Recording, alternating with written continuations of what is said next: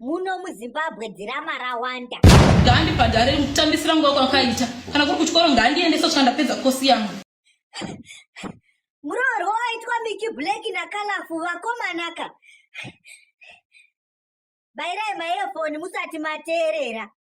Uye teerera kana une makore ari pamusoro pe18 zvichikwidza. Munzwe kutukwa kwaakuitwa Miki Black na Colourful. Sakanyoko. Sidodhemu. Kale.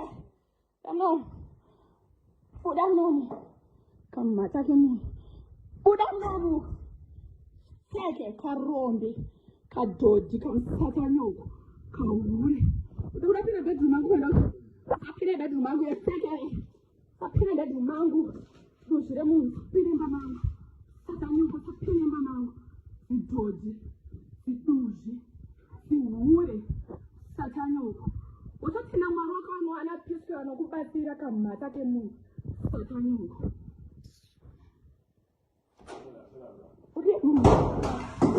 Take, idodi. Kumata kwako nekwameva kumsakanyoko. Mubvunzo wangu kumhuri yeZimbabwe. Colourful umbori mukadzi wani chaiko chaiko? Ndiri Giani futu.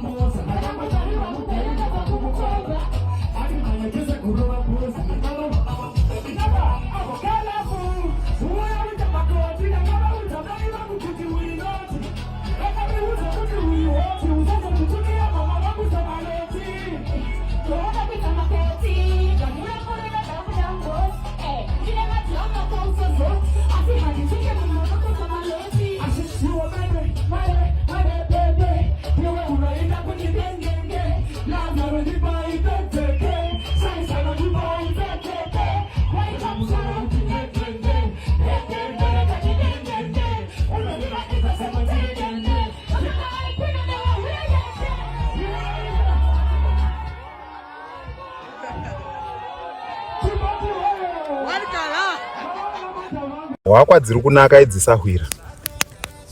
Dzonaka but ndiwo here. Ndiwo ani? Ndiwo madhamu wako here vandakaona. Kwaitonhora sha. Ndati ndiwo here. Waiva usiku.